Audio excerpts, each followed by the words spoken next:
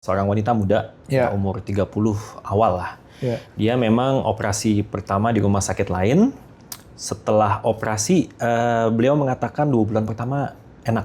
Ya. Oh, 2 bulan pertama enak. 2 bulan pertama enak. Tapi lama-lama kok sakit lagi. Sampai akhirnya titik terberatnya adalah pasien datang ke sini menggunakan kursi roda.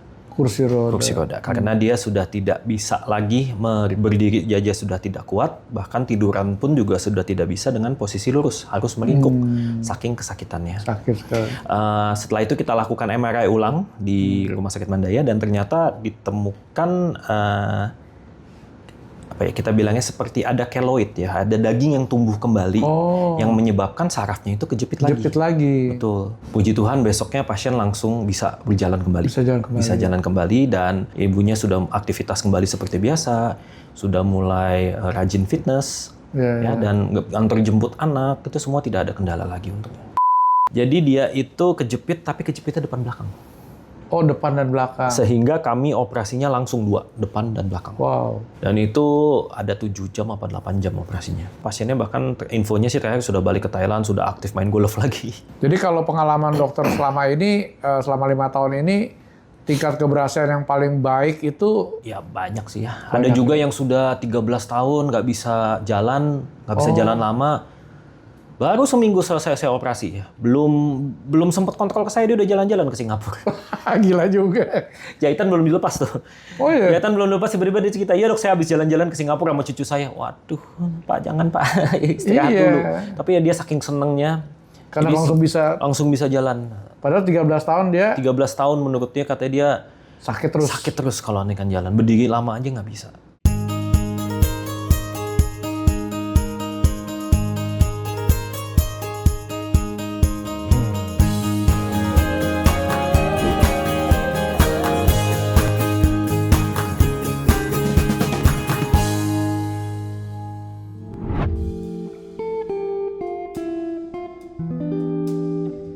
Welcome to Healthy Talkie Podcast.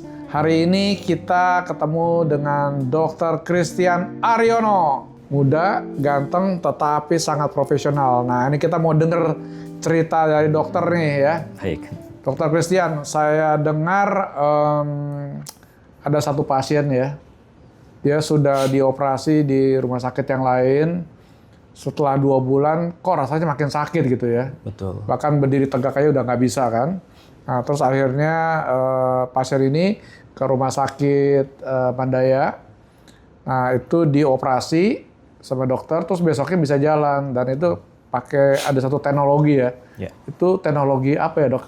Ya, jadi kalau kita tarik ulur dulu ya cerita ke pasiennya. Memang dia seorang wanita muda, umur 30 awal lah.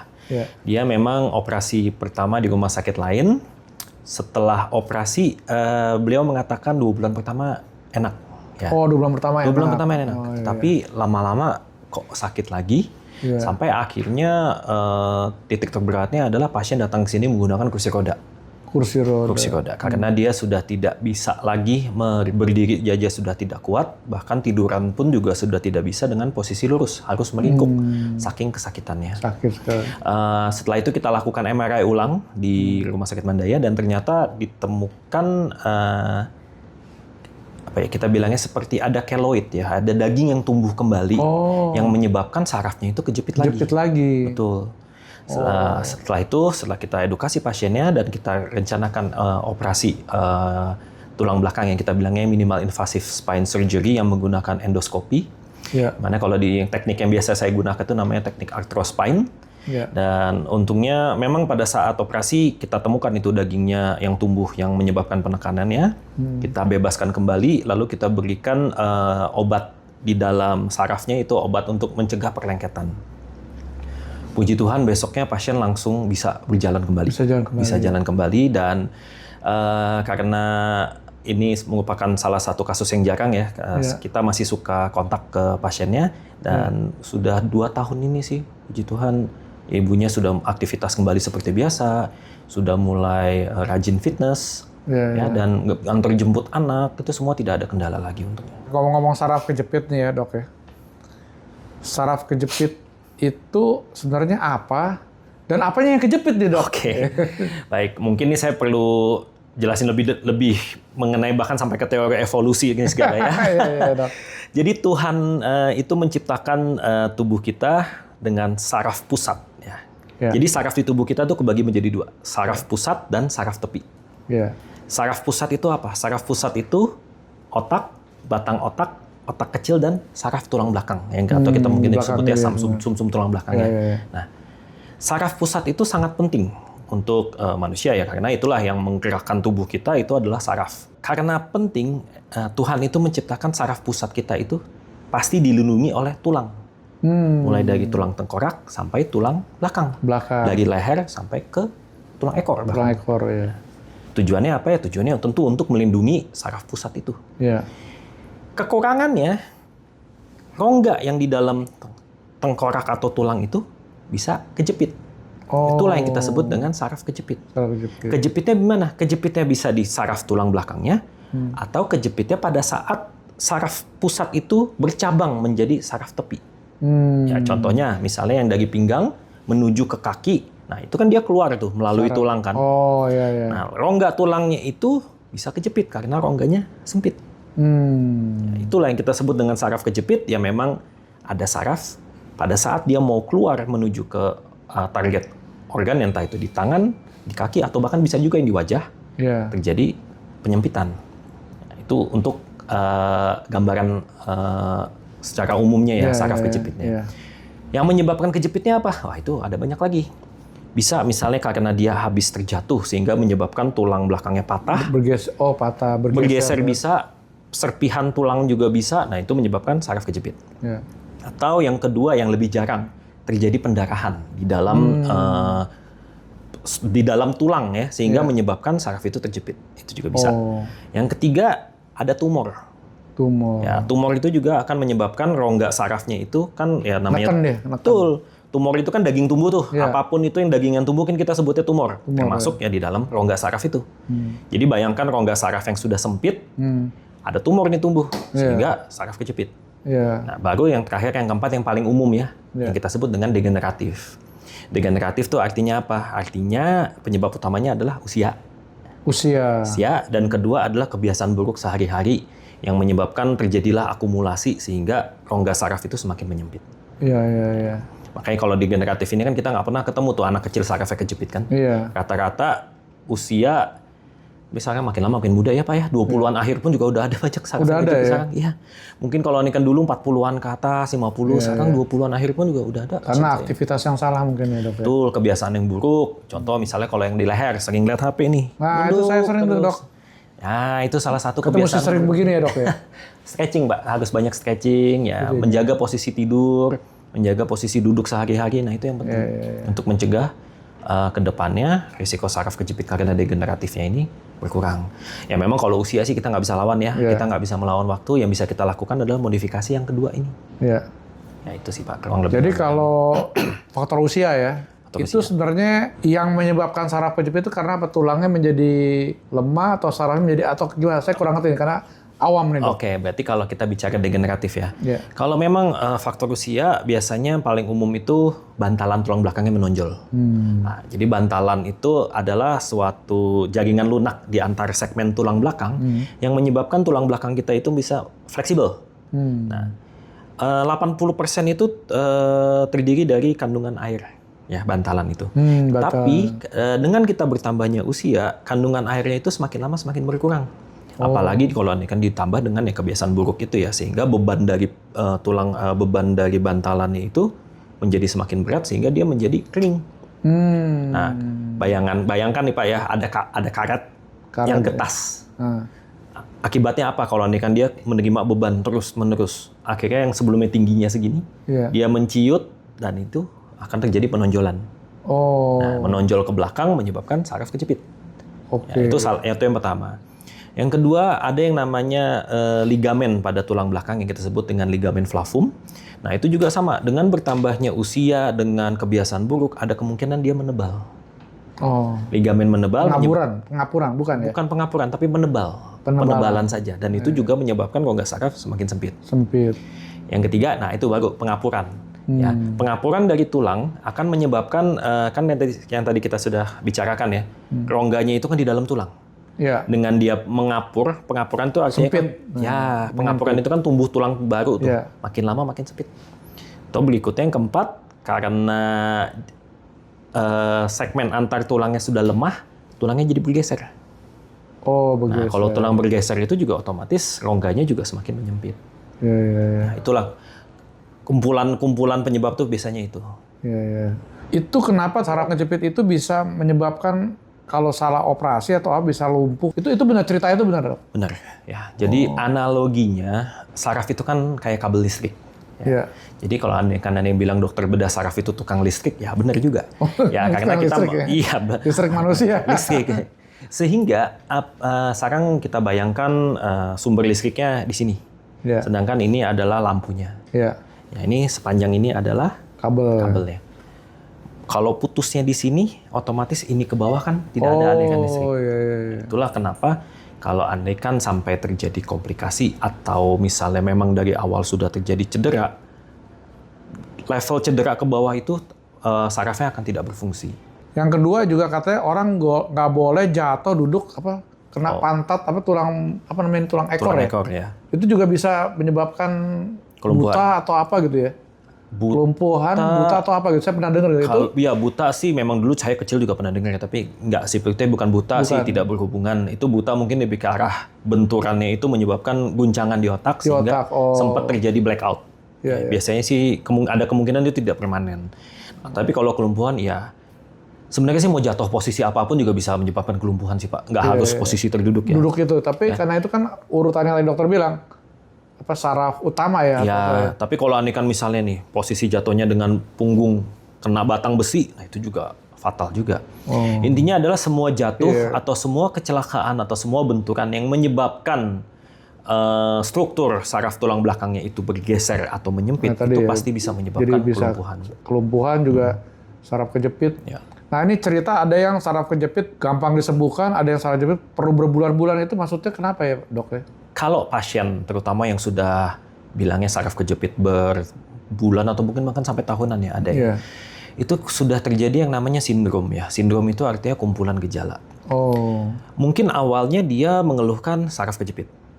Tetapi dengan dia hidup sehari-hari dengan menahan sakitnya, lama-lama postur tubuhnya itu akan berubah tanpa disadari. Jadi misalnya mungkin dia harusnya duduk tegak, tetapi karena tidak nyaman dengan posisi tegak, jadinya agak miring. Biasanya pasien nggak sadar, pokoknya pasien itu akan berusaha mencari posisi yang tidak bikin sakit. Tetapi posisi yang miring itu yang kita bilang ya posisi yang tidak ergonomis, lama-lama akan menyebabkan sendi kena, otot kena. Nah, kalau andaikan sudah itu terjadi, itu biasanya agak lebih lama sembuhnya. Karena ya otot, begitu misalnya nih selesai treatment untuk membebaskan saraf kejepitnya, ya kan sendi sama ototnya masih sakit nih. Nah, itu yang butuh waktu juga dengan fisioterapi. Sehingga memang pada pasien-pasien saraf kejepit itu hampir pasti saya akan sarankan untuk lanjutkan dengan fisioterapi. Untuk mengembalikan kembali postur tubuhnya, untuk memperkuat kembali otot-otot yang selama ini tidak digunakan dengan sebaik dengan seharusnya. Dan itu memang butuh waktu lama. Dan tentu kembali lagi dengan seberapa berat cedera sarafnya. Kalau memang ringan, biasanya nggak lama juga udah sembuh. Tapi kalau memang sudah berat, ya itu butuh waktu juga. Jadi kalau saya selalu bilang sama pasien, kalau pasien dengan keluhan saraf kejepit, saya bilangnya ada 4 tingkatan pengobatannya. Yang paling pertama istirahat dulu. Istirahat atau mungkin dibantu dengan obat. Yang kedua dibantu dengan fisioterapi. Ya.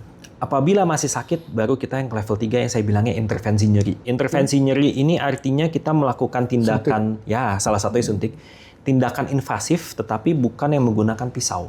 Murni menggunakan jarum, yaitu bisa dengan laser, bisa dengan plasma, bisa dengan radiofrekuensi. Intinya adalah kita mengurangi rasa sakitnya, tapi tidak mengatasi masalah utamanya itu saraf kejepitnya. Tapi kalau memang dari awal sudah berat atau gejalanya memang tidak teratasi dengan intervensi nyeri, ya berarti pilihan terakhir ya surgery ini. Surgery ini baru kita bisa membebaskan sarafnya secara pasti. Jadi belum tentu misalnya pasien itu datang dengan mungkin dia medical check up lah. Medical check up, dia melakukan MRI tulang belakang, ternyata ditemukan ada bantalan yang menonjol, kesannya seperti kejepit. Tapi apabila pasien itu mengatakan tidak punya gejala sama sekali, artinya kita tidak perlu lakukan treatment. Ya, karena yang utamanya yang kita lakukan penegakan diagnosanya adalah diagnosa klinisnya. Untuk menangani saraf kejepit ini, apakah ada teknologi yang khusus atau teknologi yang seperti apa nih, Dok? Baik, jadi yang sesuai tadi yang 4 level tadi ya. Biasanya pasien itu datang ke saya tuh sudah perlu lakukan tindakan artinya. Ya. Memang kalau intervensi nyeri ini saya harus lihat dulu nyerinya seperti apa dan pain generator dari tubuh pasien itu yang mana. Karena pain generator di tulang belakang itu bisa tadi sendi, bisa otot, bisa juga bantalan, bisa juga memang saraf kejepitnya. Ya. Kalau memang masalahnya di sendi, kita bisa melakukan yang namanya radiofrekuensi ablasi atau cryoablasi. Jadi tujuannya itu adalah dengan jarum kita membaalkan saraf di sekitar sendi-sendi tulang belakang. Ya, itu kalau ini kan memang kita curiga generator nyerinya dari sendi. Apabila masalahnya ternyata di bantalan, jadi bantalannya kelihatannya ada yang robek dan dia belum menekan saraf secara berat, kita bisa melakukan laser atau yang terbaru, yang masih baru ya di Indonesia itu kita lakukan plasma.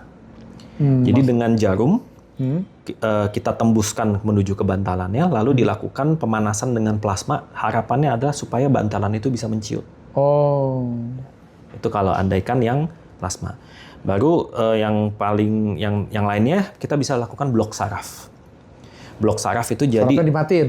Ya bukan dimatiin Pak. Kalau matiin nggak hidup lagi ntar. Kita berikan campuran obat tujuannya untuk meringankan rasa sakitnya. Ya, jadi kalau memang gejalanya lebih ke arah murni sakit tanpa ada gambaran penekanan atau memang kelihatan nih, oh ini jelas nih sarafnya nih yang sakit nih. Ciri khasnya biasanya nyerinya menjalar. Yang menjalar ke kaki, itu kita bisa lakukan blok saraf. Itu kalau kan yang kita bilang pain management. Kalau operasi, memang kita harus lihat dulu kondisi saraf kejepitnya bagaimana, apakah disertai dengan pergeseran tulang atau tidak.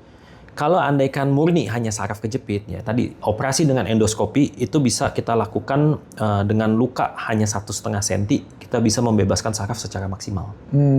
Ya beda kalau andaikan dulu operasi untuk membebaskan 1 segmen tulang mungkin sayatannya 10 cm. Panjang, kalau ini cukup 1,5 cm. Ya, setelah itu ototnya pun harus dipotong. Ya, setelah itu begitu masuk ke dalam tulang, tulangnya harus dibongkar. Dan kalau tulang dibongkar itu ada resiko ya tulangnya menjadi tidak stabil sehingga harus dipasang pen. Ya, itulah kenapa kalau dulu pada saat saya masih sekolah, semua operasi tulang belakang tuh hampir selalu pasang pen. Karena kita harus membongkar tulangnya. Nah, dengan teknologi minimal invasif ini, lukanya hanya 1,5 cm. Kita tidak melakukan pemotongan otot sehingga resiko otot itu menjadi kecil, jadi atrofi ya kita bilangnya, jadi rusak itu hampir tidak ada. Lalu kita tidak perlu melakukan pembongkaran tulang sehingga kita bisa menghindari pemasangan pen. Ya. Nah, tapi kalau andaikan ternyata pasiennya itu dari awal sudah ada pergeseran tulang yang cukup berat. Ya memang kalau sudah tulang bergeser, mau nggak mau kita harus kembalikan lagi kan posisinya. Nah itu memang kita harus pasang pen. Ya, tapi pasang pen pun juga sekarang bisa dengan minimal invasif.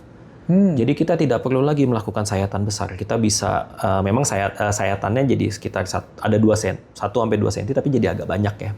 Tergantung levelnya, misalnya kalau dia perlu pasang 4 pen ya berarti ada 4 sayatan. Tapi itu pun tetap akan jauh lebih ringan ya komplikasinya dibandingkan dengan yang harus sayatan besar. Dibongkar tulangnya. Ngeri banget zaman dulu ya. Ya, sekarang tapi kalau andaikan ditanya, masih dilakukan nggak dok operasi yang pembongkaran tulang? Masih.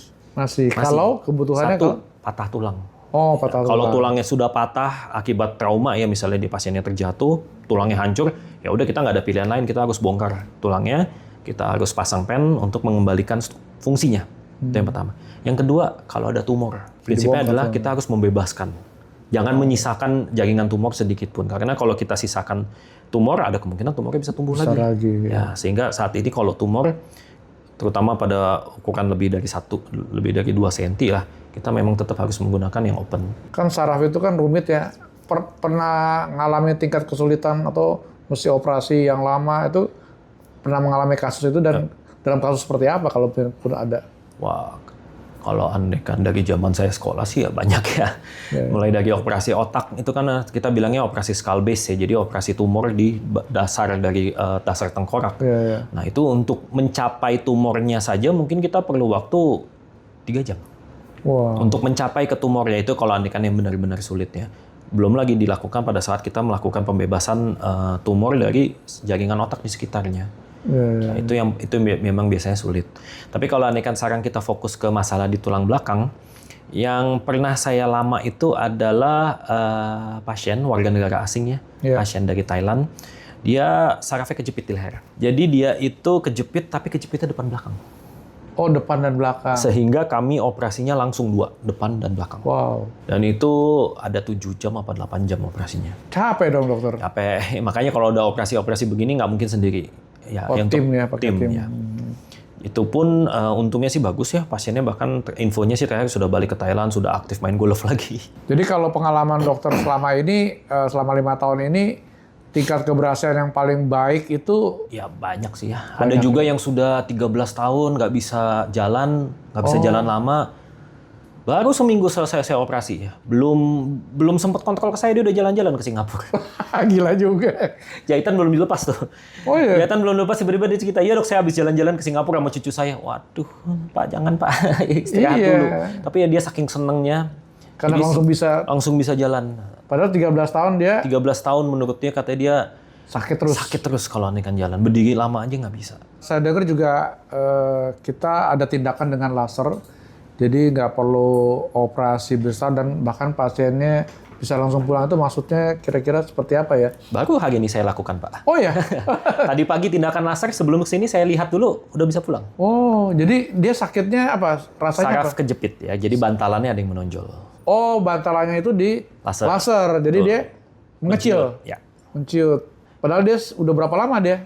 Oh, udah bulanan itu sakit. Sakit sama kesemutan. Aduh. Jadi memang yang teknologi dengan tindakan laser atau bahkan yang saya mulai gunakan sekarang ya, lebih canggih lagi dari laser, yaitu dengan plasma. Plasma. Ya.